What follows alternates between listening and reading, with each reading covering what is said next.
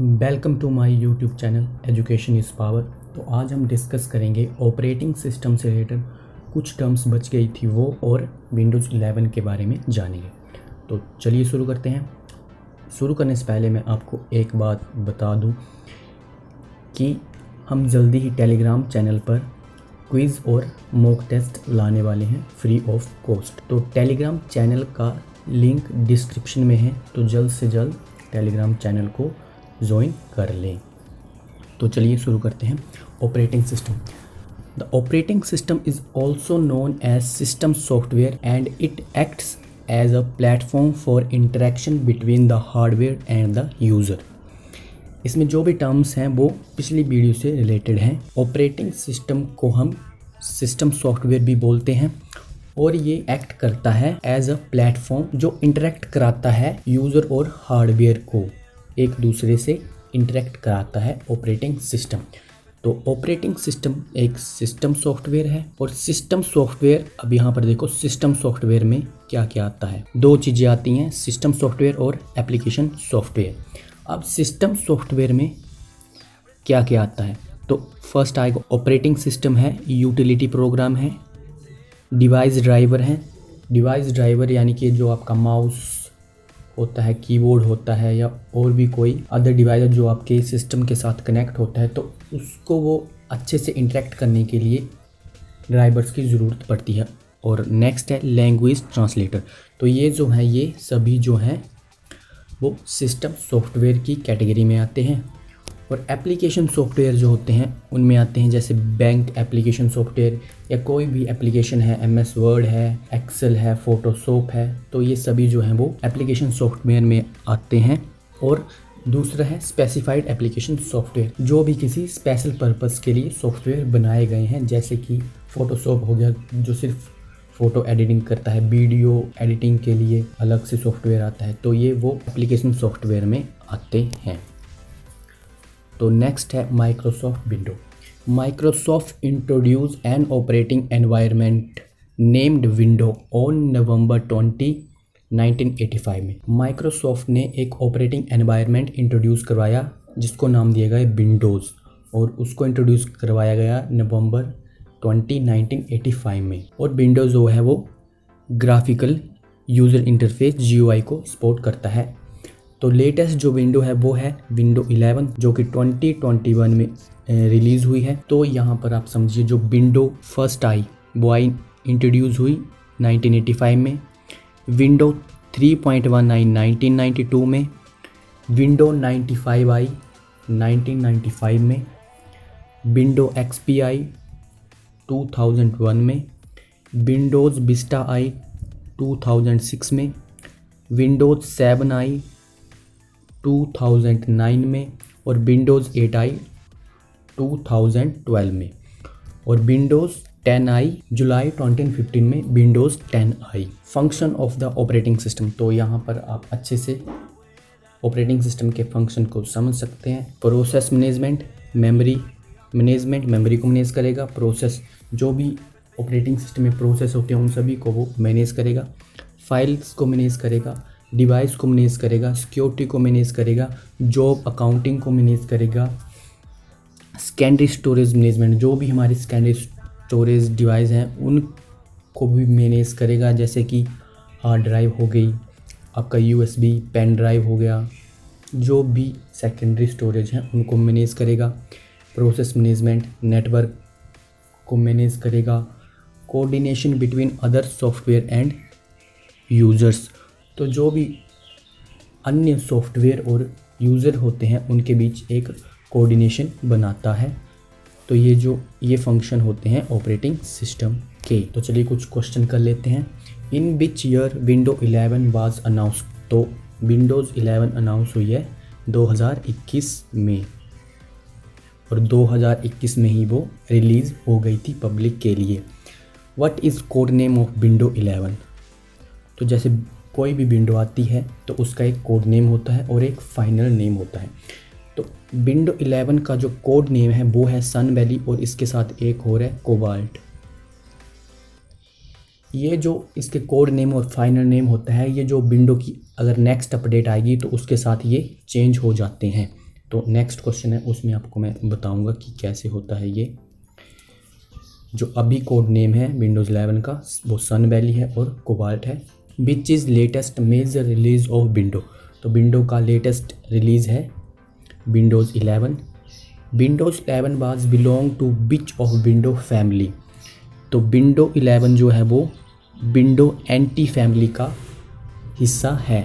Windows 11 operating system family of Microsoft window. But is Windows 11 tagline, तो window 11 की tagline क्या है, तो वो है bring you closer to what you love. पिछली वीडियो में एक क्वेश्चन था कि कौन सा ऑपरेटिंग सिस्टम है जो सर्वर पर रन करता है, उसका आंसर था नेटवर्क ऑपरेटिंग सिस्टम।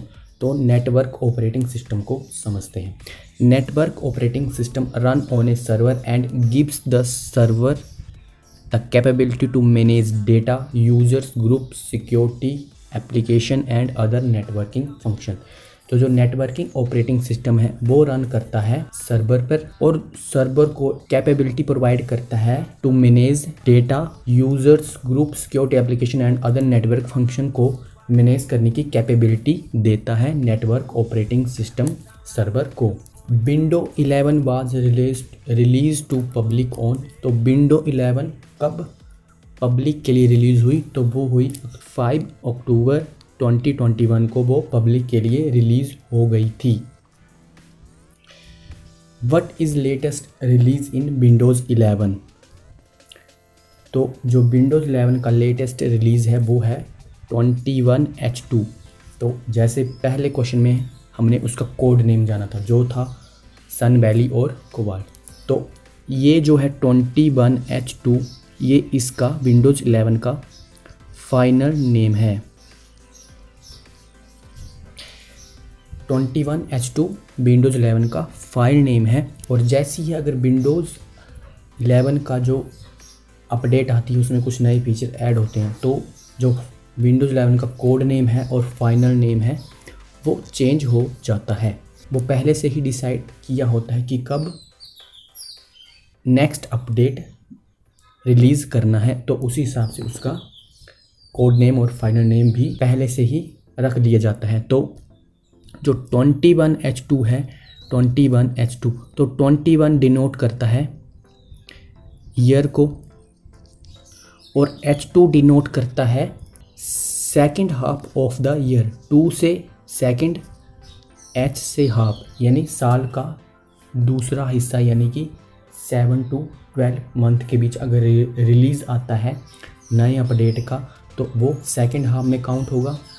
21 ईयर होगा, H2 सेकंड हाफ, और अगर H1 होता है तो फर्स्ट हाफ जो फर्स्ट मंथ से 6 मंथ के बीच आता है। तो इससे आप ये याद रख सकते हैं 21 ईयर को डिनोट करेगा और H2 जो होता है, H जो होता है वो हाफ होता है, first half of the year या second half of the year. H1 और H2 से आप पता लगा सकते हैं।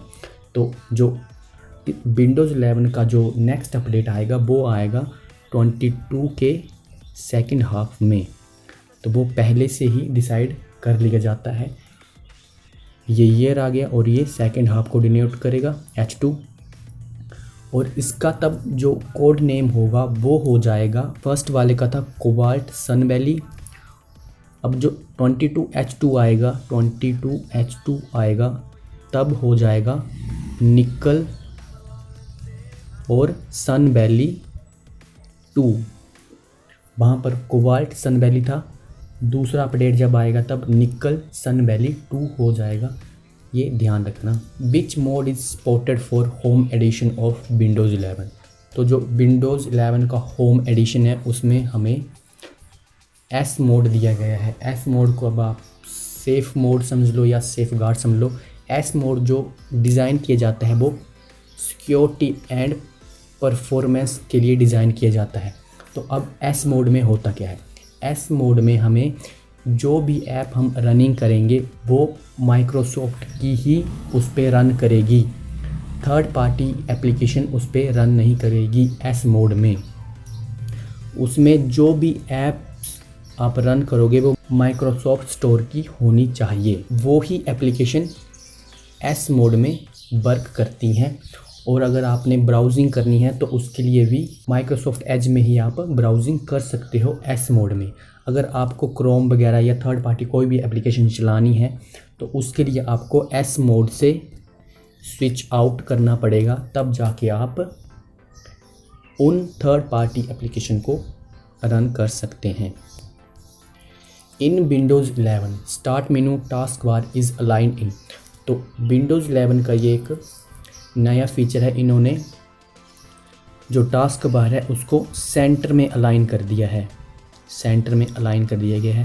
पहले क्या होता था विंडोज़ 10 में देखा होगा, यहाँ पर टास्क बार होती थी यहाँ तक, यहाँ पर आपको स्टार्ट बटन देखने को मिलता था, यहाँ पर ऐप के आइकन्स होते थे और यहाँ पर आपको टाइम वगैरह डेट और नेटवर्क देखने को मिलता था। लेकिन अब वो उसको सेंटर में अलाइन कर दिया गया है विंडोज़ 11 में।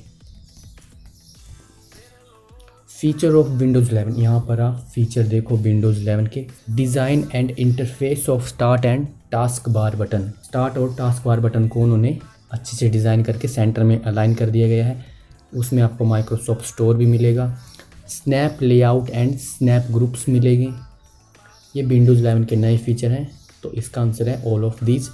Y Windows 11 support S mode. तो मैंने आपको बताया कि एस मोड किस लिए दिया गया है, वो डिज़ाइन किया गया है सिक्योरिटी और परफॉर्मेंस के लिए। तो बोथ ए एंड बी इसका राइट आंसर होगा। In Windows 11 major feature are. तो मेजर फीचर क्या है, रीडिज़ाइन स्टार्ट मेनू, उन्होंने स्टार्ट मेनू को रीडिज़ाइन कर दिया गया है। रिप्लेसमेंट ऑफ लाइव टाइल्स, तो इनको विंडोज़ 11 में रिप्लेस कर दिया गया है। इट सेपरेट विजेट पैनल ऑन टास्क बार, यानी कि उन्होंने जो टास्क बार से है वो विजेट पैनल को अलग कर दिया गया है।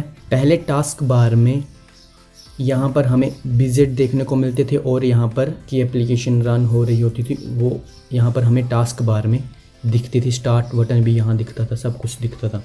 लेकिन विंडोज़ 11 में टास्क बार को सेंटर में अलाइन कर दिया गया है और विजेट पैनल को सेपरेट कर दिया गया है।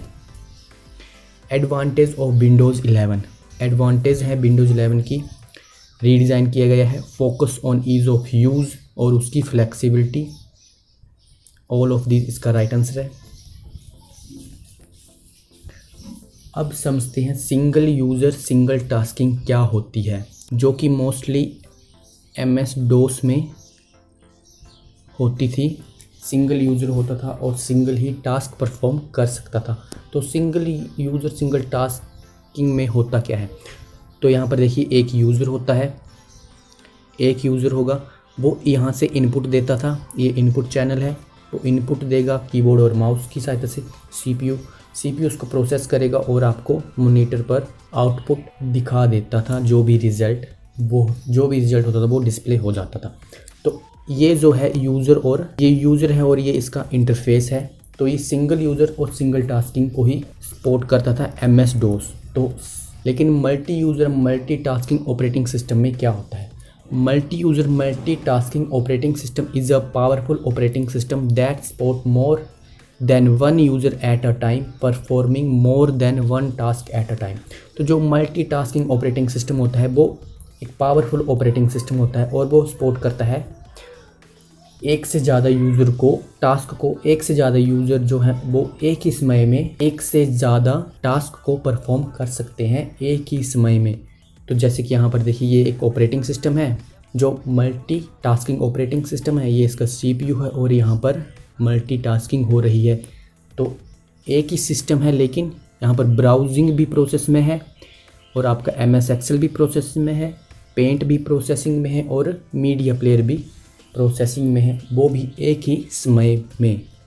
एक साथ ये चारों एप्लीकेशन वर्क कर रही हैं। इसमें 4 ही बताई गई हैं या 4 से भी ज़्यादा हो सकती हैं सिंगल टाइम में। तो यही है multi user multi tasking operating system. Next है ओपन सोर्स ऑपरेटिंग सिस्टम। तो ओपन सोर्स ऑपरेटिंग सिस्टम क्या होता है, open source software is computer software that is released under a license in which the copyright holder grants user the right to use, change and distribute the software and its source code to anyone and for any purpose। तो जो open source operating system होता है वो release होता है under a license in which copy, जिसके पास उसका कॉपीराइट होल्डर, जिसने भी उसको रिलीज़ किया है, जिसके पास उसका लाइसेंस है उस सॉफ्टवेयर का, वो यूज़र को अलो करता था कि वो उसको यूज़ करें, उसमें जो चाहे चेंज करें, उसको जिस मर्जी को दे दें, या उस सॉफ्टवेयर के सोर्स कोड को किसी को भी दें और किसी भी पर्पस के लिए। तो जो उसका होल्डर होता है उससे कोई परेशानी नहीं होती है। तो वो यूज़र को अलो करता है कि आप इस सॉफ्टवेयर को अपनी मर्जी से कुछ भी कीजिए, मुझे कोई उससे प्रॉब्लम नहीं है। तो जो ओपन सोर्स ऑपरेटिंग सिस्टम होते हैं उनमें आते हैं, एक तो सबसे पहले लिनक्स। ये सबसे ज़्यादा क्वेश्चन पूछा जाता है कि लिनक्स क्या है, तो वो एक ओपन सोर्स ऑपरेटिंग सिस्टम है। उसी के साथ साथ उसमें आता है OpenOffice.org, फेडोरा आता है, मोजिला फायरफॉक्स आता है, वर्डप्रेस आता है, जावा आता है, PHP, MySQL आता है, डेबियन आता है, उबंटू आता है। तो ये जो जितने भी हैं ये सारे ओपन सोर्स ऑपरेटिंग सिस्टम है। इन सॉफ्टवेयर के साथ आप कुछ भी चेंज करो, किसी को भी दो, जो इसका मेन कॉपीराइट होल्डर है उसको कोई उससे दिक्कत नहीं होती है। तो उन्हीं को ओपन सोर्स ऑपरेटिंग सिस्टम बोला जाता है। अब पिछली वीडियो में एक क्वेश्चन था, who provides the interface to access the service of operating system. तो ऑपरेटिंग सिस्टम की सर्विस होती हैं, उनको एक्सेस करने के लिए वो कौन है जो इंटरफेस प्रोवाइड करता है। तो उसका आंसर था सिस्टम कॉल। तो अब सिस्टम कॉल होता क्या है? और system call is a way for programs to interact with the operating system. तो सिस्टम कॉल एक तरह का रास्ता होता है प्रोग्राम के लिए जो ऑपरेटिंग सिस्टम से इंटरेक्ट करता है, तो उसी को बोला जाता है system call. A computer program makes a system call when it make a request to the operating system kernel. System call provide the services of the operating system to the user program by application program interface। System call provide करता है operating system की services को user के लिए application program interface के जरिए। तो जो API होता है एप्लीकेशन प्रोग्राम इंटरफेस के जरिए ही सिस्टम कॉल ऑपरेटिंग सिस्टम की सर्विसेज को यूज़र तक पहुंचाता है। GUI graphical user interface. Window is a GUI operating system.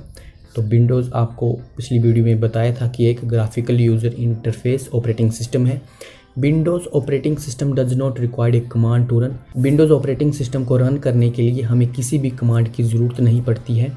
Simply हम माउस के ज़रिए ही आइकन पर, एप्लीकेशन के आइकन पर क्लिक करते हैं और उसको रन कर लेते हैं। Only one mouse is required to run the Windows operating system. Mouse की सहायता से हम विंडो ऑपरेटिंग सिस्टम को रन कर सकते हैं। तो यहाँ पर देखिए GUI based operating system, graphical user interface based operating system कौन कौन से हैं?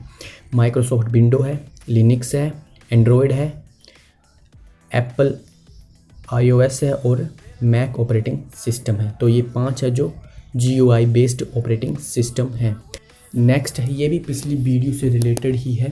तो पिछली वीडियो में एक क्वेश्चन था कि जब भी हम सिस्टम को स्टार्ट करते हैं तो कौन सा प्रोग्राम है जो सबसे पहले लोड होता है। तो चलिए समझते हैं कि क्या है। तो यहाँ पर देखिए स्टार्ट बटन है। जैसे ही हम सिस्टम को स्टार्ट करते हैं तो सबसे पहले एक्टिवेट होता है BIOS, basic input output system. BIOS activate होता है, उसके बाद पोस्ट को वो सिग्नल देता है पावर ऑन सेल्फ टेस्ट। अब पावर ऑन सेल्फ टेस्ट क्या करता है, वो जैसे ही सिस्टम ऑन होता है वो अपने सिस्टम को खुद ही चेक करता है कि सब कुछ ठीक है या नहीं है। फिर उसके बाद सेकंड स्टेप में इनिशियलाइज हार्डवेयर।